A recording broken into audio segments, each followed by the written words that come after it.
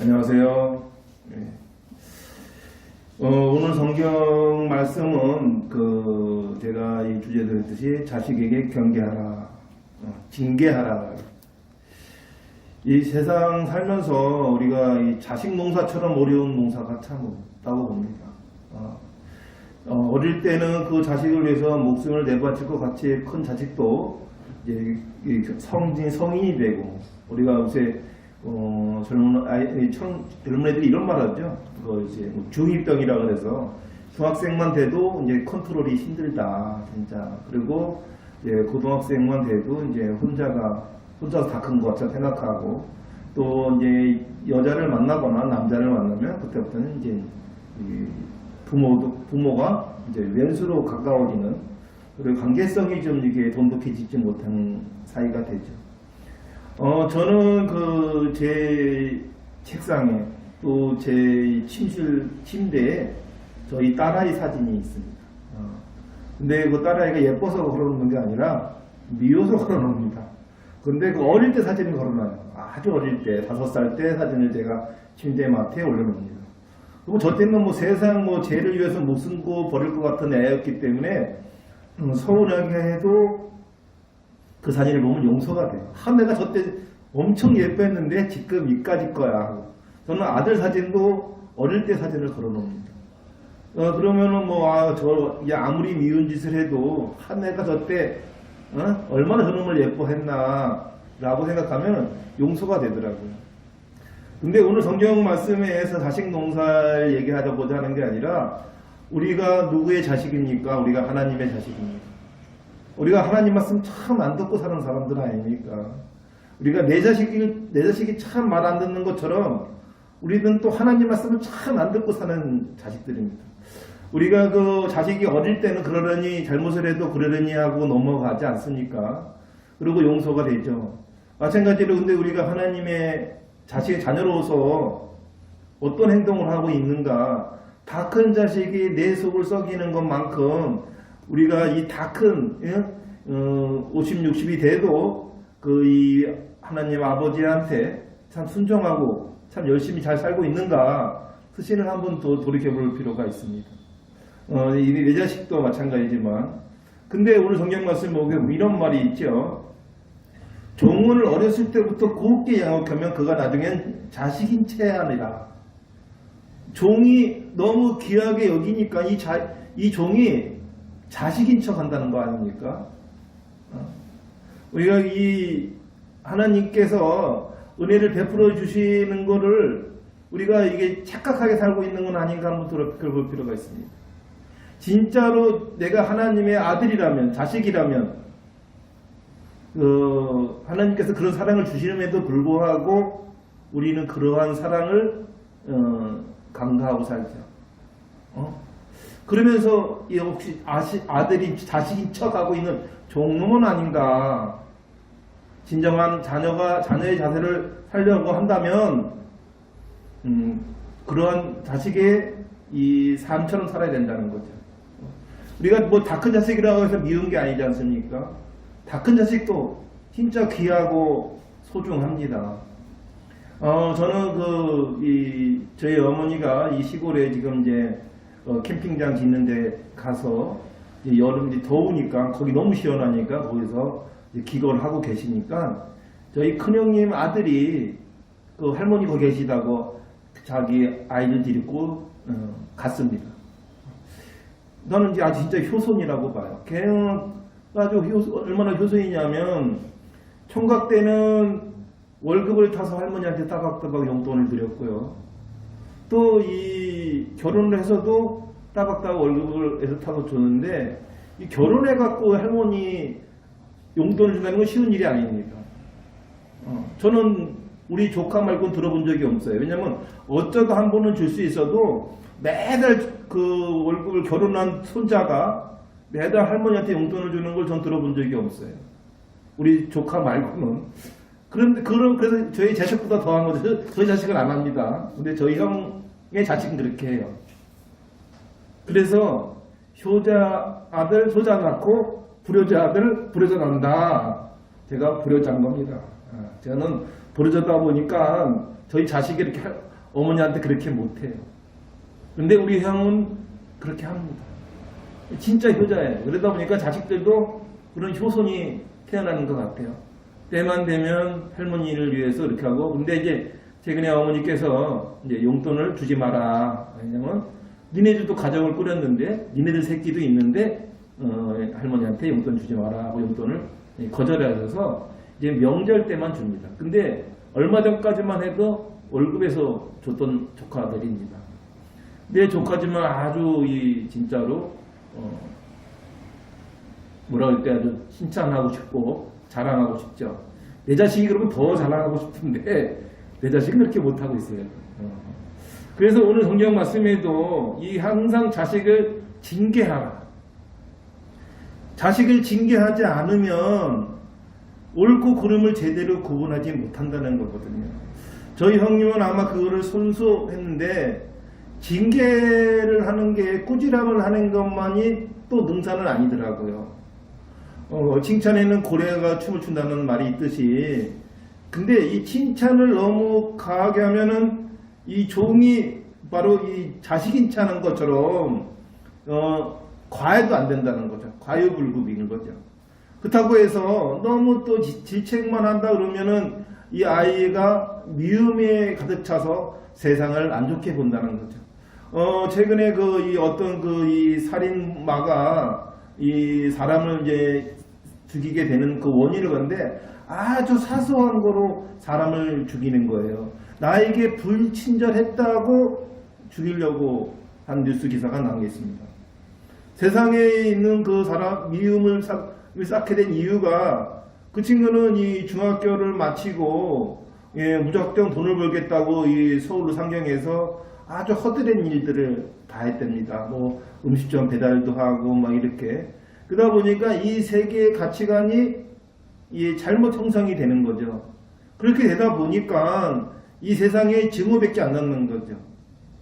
만약에 그 친구를 누군가에게 조금만 인도했다면 이 세상을 증오하는 일이 생기지 않을 거라고 생각합니다.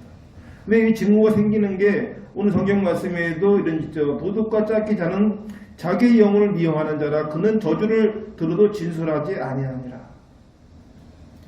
우리가 이 도덕 불감증에 생기게 되면요, 자기가 잘못한 것도 잘못했다고 느끼지를 않아요. 아주 우리가 거짓말을 상습적으로 하다 보면요, 자기가 거짓말을 하는 것도 못 느낄 때가 있거든요. 늘 거짓말을 하다 보면은 내가 지금 진실을 얘기하고 있다고 생각해요. 저는 어떤 그런 경우를 최근에 많이 봐요. 얼마 전에도 우리 의료봉사상 그 친구도 봤지만 이 친구랑 계속 얘기하고 보면 자기 노치에 빠져서 자기가 거짓말을 하는데도 자기가 거짓말을 한다고 생각하지 않더라고요. 그런데 우리는 그런 거가 왜 그러냐, 자기 도취에 빠져서 자기 상상의 세계에 살다 보니까 남의 말은 들으려고 하지 않는 거예요. 남의 말을 들으려고 하고 우선 자기 말이 우선이다 보니까 남의 말을 들으려고 하는 게 아니라 내 말을 설득만 시키려고 하는 거죠. 그러니까 어떤 이해관계도 나만의 이익을 기준으로 해서 상대에게 설득을 시키려고 하지 상대의 이익을 기준으로 해서 내가 설득을 당할 생각은 1도 없는 거예요. 그러니까 뭐라 그러냐면 말이 많으면 빨갱이다 이겁니다. 말이 많은 거예요. 어떻게든지 설득시키려고 하다 보니까 상대가 한마디 한데 10마디 하는 거죠. 상대 말 들으려고 하지도 않죠.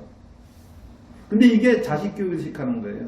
저 어릴 때 이렇게 아버님께서 무릎 꿇고 이렇게 잔소리 하시면 아버지 잔소리 언제 끝나나 다리에 쥐가 나고, 근데 이렇게 말씀이 많으신 거예요. 한 번 앉았다 잔소리하면 1시간이야. 그래서 아버지 잔소리 언제 끝나나, 나는 어른 되면 절대로 아버지처럼 잔소리 안 할 거야 라고 다짐을 했는데 어느 순간 제가 그 사람이 돼 있더라고요. 이게 늙으면 말이 많아. 그쵸? 늙으면 말이 많아져요. 왜 그럴까? 자식들이 내 말을 안 들어주기 때문에 말이 많은 겁니다.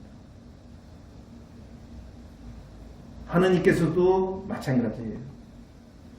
우리가 말을 안 들어 처먹으니까 하느님께서 계속 이 징계를 주시는 거예요. 연단을 주시는 겁니다.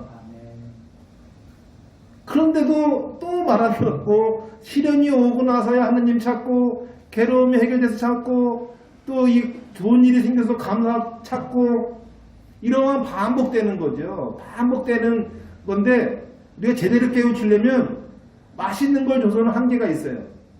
징계를 해야 됩니다. 꼬지람을 해야 됩니다. 그래야 바로 크는데, 저는 왜 저희 자식들에게 제대로 못 키웠냐면, 안타까운 일이지만 우리 아이들이 청소년 시기에 집사람이 하늘로 갔어요. 그러다 보니까 좀 뭐랄까요, 애잔한 마음이 이 바닥에 깔려 있어서 잔소리를 못하는 딸 바보가 되고 아들 바보가 됐어요. 그게 우리 애들이 우리 형님 조카들처럼 효손이 되지 못했던 원인인 거죠. 근데 그거를 지금 만약에 그래서 부부가 진짜 이혼도 하지 말고 진짜 잘 살아야 됩니다. 아이한테 책 잡힐 짓을 하면 안 돼. 하나님은 우리에게 책 잡힐 짓을 안 하셨잖아요. 그런데 우리 인간이다 보니까 우리는 자식에게 책 잡힐 짓을 하고, 그 책 잡힐 짓으로 인해서 그 아이가, 물론 저는 뭐 사별을 한 것이 책 잡힐 짓이 아니라고 할 수도 있지만 또 엄밀히 따지면 책 잡힐 짓이기도 해요. 이 부부 인연을 맺었으면 좀 이렇게 올바르게 살아야 되는데 올바르게 하지 못한 제 자신도 있고, 또 이제 제가 그러한 자책감으로 인해서 자식을 제대로 징계하지 못한 거죠. 꾸지람을 제때 하지 못했던 것도 걔네들이 그러한 이 부모에 대한 불감증, 존경에 대한 공경에 대한 불감증을 심어준 건 아닌가, 저를 자신을 반성합니다. 근데 하나님께서 우리를 하나님께서 반성하실까요? 하나님 절대 반성 안 하십니다. 왜? 하나님 인간의 정도의 자식한테 그 혜택을 주신 게 아니고 모든 걸 주셨기 때문에 하나님께서 덜 줬다고 해서 반성하진 않죠. 근데 우리 인간이다 보니까 이제 반성을 합니다. 자식 농사가 진짜 어렵다라는 말을 전 어릴 때 그걸 말 뜻을 이해를 못했고, 자식이 또 이런 말이 있잖아요. 결혼을 해봐야 진짜 부모가 된다. 부모의 마음을 안다. 저희가 그것도 확실하게 느끼는 게, 저희 막내가 일찍 결혼을 했어요. 그 뒤에 누나 형보다. 그래갖고 이놈의 자식이 있다 보니까 달라요. 항상 내가 말하는 말에 네만 합니다. 네. 아니오라는 말을 절대 안 해. 근데 그 뒤에 누나하고 형은 늘 아니에요. 왜요? 원래요. 뭘 시키면 왜요? 안 하면 안 돼요? 이게 아주 입에 달아져 있고, 막내 그놈은 항상 네예요. 결혼을 해보고 자식을 낳아보니까 아는 거죠. 이게 나이가 철이 든다는 거는 나이하고는 전혀 상관이 없는 거예요. 우리가 하나님께 가까이 갈 수 있는 것도 전혀 교회를 많이 다닌 거, 모태신앙 다 의미 없습니다. 제가 이렇게 어디 이렇게 다니면, 특히 제가 이제 처음에 이 교회를 설립할 때, 그러니까 뭐 5년 전이죠. 성도분께서 제가 이제 속된 말로 신호도 목사이니까 막 힘줄기 목회를 하는데, 권사님들, 집사님들, 장로님들이 늘 하시는 얘기가 본인들은 모태신앙이다. 야, 그거를 일단 저를 접고 가요. 나 이제 목사 됐잖냐. 나는 엄마 뱃속부터 모태신앙이야. 라고 하는 거죠. 그뿐만이 아니라, 우리 아버지가 어느 이 교회를 설립하신 장로였어. 우리 어머니가 어느 교회의 최고 권위의 권사님이셨어. 이렇게 한자나 깔고 얘기하니까 제가 오매 기죽는 거죠. 네? 아니, 한자나 깔고 내가 모태신앙이고, 우리가 3대째 이북에서부터 우리 할아버님께서 여기 하시다가 이북에서 피난 내려오셔서 부산에서 정착하셔갖고 교회를 설립하신 목사의 내가 딸이다. 아들이다. 근데 그거로 인해갖고 그런 업력이라면 업력이겠죠. 그걸 하나님께 가까이 갈 수 있나요? 저는 처음에는 그런 말씀하신 성도님들한테 제가 좀 솔직히 기가 죽었어요. 저분들한테 내가 뭔 설교를 할 자격이나 있나. 아니 모태신앙인데 응? 그냥 뼛속까지 다 예수님의 은혜가 충만한 사람인데 내가 뭔 저분들에게 설교를 하나 생각을 했는데 그분들하고 한 달, 두 달 겪다 보니까 별거 아니더라고요. 뭐가 별거가 아니야. 행동을 그렇게 하셔야 되잖아요. 근데 제가 이 고졸 출신으로 제가 이제는 학력 컴플렉스가 있었습니다. 20대 때. 근데 제가 이제 명문고를 나와서 저희 친구들은 뭐 인류대, 뭐 서울대, 막 그러대, 막 판사, 검사 막 이런 친구들이 많이 있었는데 저는 이제 뭐 슈퍼마켓 하는 뭐 장사치였지 않습니까? 그러다 보니까 이 학력 컴플렉스가 있어서 열심히 책을 많이 봤어요. 제가 엄청 많이 봤습니다. 제가 가진 보유한 책은 웬만한 그 조그만 서점의 책보다도 많습니다. 제가 보유한 책이요. 그렇게 책을 많이 봤어요. 무식을 커버하기 위해서. 근데 그 제 친구, 서울대 나온 친구는 이 서울대를 나왔다 이거예요. 나 배울 만치 배웠다 이거야. 얘네들은 졸업하고 나서 책 안 봐. 그러다 보니까 걔네들하고 대화 나누다 보니까 무식이 그게 없더라고요. 진짜 무식하더라고요. 왜냐면 서울대 들어가기 위해서 열심히 공부한 책들은 사회에 하나도 필요 없는 책들이거든요. 아니 방정식이 사회에서 뭐가 필요하겠어요? 피타고라스 정리를 풀 일이 있나요? 3차 방정식 함수를 풀 일이 있나요? 전혀 그럴 일이 없잖아요. 영어를 유창하게 해야 되나요? 아니면 그거 문법을 제대로 따져서 말을 해야 되나요? 그럴 필요가 전혀 없는 지식을 많이 알고 있는 거를 많이 알고 있다고 착각하고 사는 거죠. 오히려 초등학교 나와서도 세상의 경우를 알고 말을 가릴 줄 알고 남에게 상처받는 말을 안 할 줄 아는 사람이 지식이고 훌륭한 거지. 많이 배웠다 해도 그 많이 배움이 남을 무시하거나 깔보거나 얕잡아보는 용도로 쓰인다면은 그게 많이 아는 게 아니죠. 근데 우리가 대화 속에 그래. 너 그거 알아? 이런 말 하는 사람 많아요. 아니 지 지식이 얼마나 많이 알길래 누구를 대해서 너 그거 알아? 이렇게 하는 친구들. 제가 이렇게 깊이 들어가면 다 그렇게 깊은 지식도 없더라고요. 어디서 아는 풍을 가지고 하는. 제가 저번 시간에 얘기했지만 따지는 걸 좋아하는 사람처럼 쳐고 깊은 지식을 가진 사람을 제가 본 적이 없어요. 얄팍한 지식을 가진 사람이 늘 잘 따집니다. 법에 대해서도 어디서 들은 풍을 가지고 법법하는 친구들이 있어요. 제가 저희 아버님이 저한테 이렇게 송사 좋아하는 놈 송사로 망한다고 말씀하신 적이 있어요. 송사 좋아하는 사람 송사로 망한다. 법법법 하는 사람 쳐놓고 법으로 안 망하는 사람이 없더라 이렇게 말씀하시더라고요. 제가 그걸 저희 20살 때 저희 아버님이 돌아가시기 전에 저에게 얘기했는데 제가 인생을 살다 보니까 특히 제가 이 30대 때 사금융을 하니까 법으로 돈을 받는 게 아니더라고요. 법으로 사업을 일으키는 것도 아니더라고요. 물론 법을 지켜야죠. 근데 법을 잘한다고 해서 어떤 성공을 계획하거나 경우 있게 사는 게 아니라 법을 몰라도 경우 있게 사는 게 진짜 법을 아는 게 아닌가.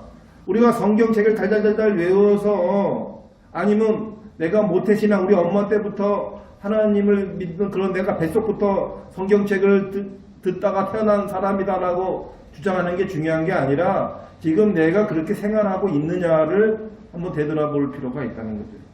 그리고 이 성경에 우리의 자식들에 대해서도 내가 내 자식에 대해서도 지적할 수 있지만 내가 하나님 아버지에게도 내가 지적당하는 일은 없는가 자신을 되돌아보는 삶도 생각해 볼 필요가 있습니다. 우리가 주권자에게 은혜를 구하는 자가 많으나 사람의 일을 작정은 여호와 함께로 말미암이라라는 말씀이 있습니다. 26절의 얘기 말씀이죠. 그리고 불의한 자는 의인에게 미움을 받고 바르게 행한 자는 악인에게 미움을 받느니라. 우리가 이 옳은 일을 하다 보면은 이 미움을 받을 수밖에 없는 경우가 많아요. 예, 근데 의인은 옳은 일을 하는 사람을 미워하지 않죠. 항상 악인들이 의인의 그 옳음을 지적하죠. 근데 우리가 살다 보면 이런 말을 하죠. 야, 쟤 진짜 각박하게 살아. 참 진짜 쟤 좀 뭐라 그럴까 융통성 없이 살아. 그런 말 합니다. 아, 좀 융통성 가지고 살아야지. 어떻게 그렇게 꽉 막혀서 사냐. 근데 우리가 이게 있습니다. 꽉 막혀서 사는 거가 어떤 꽉 막힘인지를 우리가 알아야 돼요. 꽉 막혀서 산다. 우리가 이렇게 원리 원칙대로 산다. 근데 그 원리 원칙이 하나님이 정한 원리 원칙이 아니에요. 인간이 정한 원리 원칙입니다. 인간이 정한 원리 원칙을 가지고 예단을 하는데 그 원리 원칙, 인간이 정한 원리 원칙은 항상 무너지게 되어 있습니다. 영원한 게 없어요. 최근에 들어서 엄마 성 딴다는 게 옛날 같으면 말이 되는 얘기입니까? 또 이 간통죄 같은 게 없어진다는 게 말이 됩니까? 세상이 바뀌었잖아요. 간통죄가 없어지고 엄마 성을 따르는 시대가 됐지 않습니까? 그런데 또 이거를 갖다가 한국 풍속만 보지 않고 외국도 풍속을 또 보자고요. 우리나라에서는 진짜 천인공노할 짓인 것도 외국에 나가면 별게 그게 죄가 아닌 것도 많죠. 대표적인 예로 우리가 온몸에 문신을 뜨고 코골이에 막 피어싱하는 친구들 보세요. 징그럽죠. 근데 그런 거를 외국에서 이런 이 미국의 할렘가 이런 데 가면은 그게 대단하게 엄청나게 천이공노할 잘못된 짓을 하는 게 아니잖아요. 한때 우리나라도 문신을 하면은 문신한 연예인들이 가리고 나오고 이렇게 했지 않습니까? 근데 요새 가리지 않죠. 또 문신을 한 친구들이 깡패다, 범죄자다 하지만 그러면 요새 연예인들 다 깡패 범죄자들이 있죠. 세상이 이렇게 변하는 거죠. 기준이 인간이 만든 기준에 얽매일 필요는 없습니다. 인간이 만든 기준으로 그걸 각박하게 따지는 것도 사실은 아버지 하나님의 눈에서 볼 때는 참 가소로운 거죠. 참으로 그 가소로움에 자기가 대단한 지식이냐, 자기가 대단한 도덕자이냐, 아니면 대단한 이 성이냐, 얘기하는 누구에게 충고를 하는 사람들이 있어요. 충고는요, 상대가 받아주지 않으면 하면 안 됩니다. 충고는 하는 순간 상대가 받아주지 않으면 뭐가 되냐면 비아냥의 대상이 됩니다. 제가 지난 시간에 제가 장애자가 됐을 때 우선님께서 하나님 너를 사랑한다 했더니 내가 속으로 뭐라 들었습니까? 당신도 병신 돼봐라고 비아냥 그랬다고 그러지 않았습니까?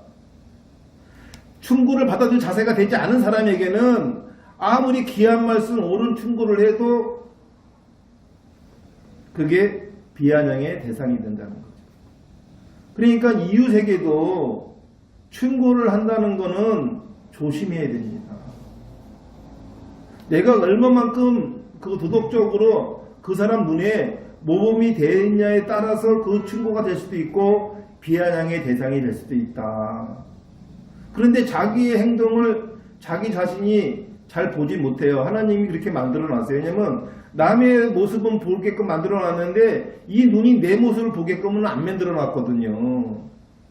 그러니까 남만 보는 거예요. 자기를 못 보고. 자기 여기 얼굴에 고춧가루가 묻어도 그걸 못 보잖아요. 남의 얼굴에 고춧가루 묻은 건 잘 보이는데. 남의 헤어스타일은 잘 보이면서 자기 머리 헤어스타일이 잘못된 거는 전혀 못 보고 돌아다니지 않습니까? 그러니까 지적질 좋아하는 사람 쳐놓고 잘난 사람이 없어요. 제가 이렇게 진지한 시간에 한번 얘기했죠. 어느 사무실에 가면 유명한 사람들하고 같이 사진 찍어놓고 쫙 걸어놓는 친구들. 지가 얼마나 못났으면 유명한 사람도 걸어놓은 걸 사진을 나 이 사람 알아 그런 거 아닙니까? 나 이 사람 알아. 근데 그 사람은 유명한 사람이기 때문에 아무나 다 찍어줘요. 근데 진짜 그 사람한테 물어보면 그 사람 몰라. 근데 그런 사람들하고 딱 걸어놓은 사진 찍어놓은 걸어놓고 내가 이 사람 알아. 그게 전형적인 사기꾼들의 그 사무실의 대표적인 예거든요. 물론 아주 친근한 사람이기 때문에 같이 걸어놓는 경우가 있어요. 그런데 쫙 걸어놓은 사람 있잖아요. 내가 대부분 보면은 대부분 다 사기꾼 사무실이에요. 그리고 지나친 친절을 지나치게 베푸면 그건 세상에 공짜가 없습니다. 다 의도가 있어요. 다 의도가 있지. 세상에 공짜가 어디 있습니까? 뭔가 저 사람이 나에게 막 친절해주면 이렇게 얘기를 해요. 아, 내가 예뻐서인가? 자기가 예뻐서 친절해주는 줄 알아요. 예뻐서 친절해주는 경우가 있을 수 있지만 예뻐도 내 여자야 예뻐서 친절해주는 거지 남의 여자야 예쁘게 친절해줄 일이 있겠어요? 뭔가 저를 이용하려는 거죠. 저 여자가 좀 돈 좀 있어 보이면 달라붙어서 어떻게든지 좀 자기 사업에 투자 받으려고 알랑방구 끼는 거고 남자도 마찬가지죠. 남자도. 그런데 그거를 갖다가 액면 그대로 받아들이는 게 대부분 사기를 당하는 아주 케이스인 거죠. 사기를 당하는 게 내가 늘 얘기하지만 욕심이 많은 사람이 사기를 당한다. 악한 사람이 이 선한 사람을 볼 때는요 바보 같다고 생각하고 좀 만만해 보이기도 하고 꽉 막혔다고도 그렇게 얘기를 해요. 융통성이 너무 좋다 보면은 좀 사기성이 있다고 또 그럽니다. 그럼 어떻게 살아야 돼요? 꽉 막히게도 못 살겠고 또 융통성을 너무 발휘했더니 또 사자 같다고 그러고 어떻게 살아야 되냐? 성경을 열심히 보시면 됩니다. 성경에 다 지혜가 있어요. 저는 항상 어른일에 겪을 때 항상 보는 게 이 잠언서입니다. 신앙적으로 갈등이 생기면 전도서를 봅니다. 살아가면서 뭐 어떤 인간관계에 문제점이 생길 때는 항상 잠언서를 펼칩니다. 그리고 하나님께 감사할 일이 생기면 항상 시편을 열어봅니다. 이 성경에 있는 이 귀한 말씀들이 저에게 어떤 이 이정표의 기준을 좀 만들어주고 있거든요. 달달달달 외울 필요도 없어요. 그거는 내 암기력을 누구에게 과시하는 것밖에 더 되겠습니까? 그냥 수시로 성경책에서 내 어려움을 찾는 지혜를 얻으시면은 한 주가 또 때로 의지가 되는 그런 한 주가 된다고 저는 생각합니다. 우리 성도님께서도 늘 행복한 삶을 내일은 내일 가봐야 있고 어제는 꿈과 같은 거라 않았습니까? 오늘을 행복하게 살려고 노력하시면 그것이 하나님께서 바라시는 진정한 자녀가 되지 않나 싶습니다. 제가 어저께 저희 딸아이에게 오래간만에 저를 보고 싶다고 저를 찾아왔어요. 밤에. 사실 오는 거 제가 싫었어요. 왜냐면 밤 10시 넘어서 차 타고 오는 게 저도 불편하고 오지 말라는 데 왔는데 제가 딸아이한테 가면서 제가 문자 가는 게 걱정되잖아요. 또 차 타고 지인의 집에 가야 되니까. 근데 제가 그 딸아이한테 이런 말 했습니다. 내일 걱정하지 말고 오늘 행복하게 살려고 최선을 다해 살아. 네. 그러면서 그 딸아이 가면서 딸아이가 5살 때 찍은 사진, 침대맡에 있는 사진을 봤어요. 지금 간 딸 모습은 너무 징그럽더라고요. 그 5살 때 그 딸의 모습만 저는 보면서 저런 애가 저렇게 늙었나. 제 딸이 이제 33이다 보니까 이제 징그러워요. 제가 옛날 침대맡에 5살짜리 차스럼이라는 딸을 보다가 33살 먹은 아줌마 같은 딸을 지나가다 보니까 내가 33살 때 어땠나 생각 들으니까 제가 끔찍하더라고요. 근데 항상 그런 나이 때 이제 돈 벌려고 용쓰고 성공하려고 용쓰고 그러다 보니까 밤 10시가 됐는데도 아빠한테 뭔가 장문을 얻으려고 왔길래 오늘 행복하려고 하라. 무리하게 살지 말고. 한 치 앞도 모르는 인간이 너무 멀리 내다보지 말고 살라고 제가 문자를 보냈습니다. 성도 여러분께서도 늘 하루하루 행복하게 사시기를 축원합니다. 네. 오늘 말씀 여기서 마치겠습니다.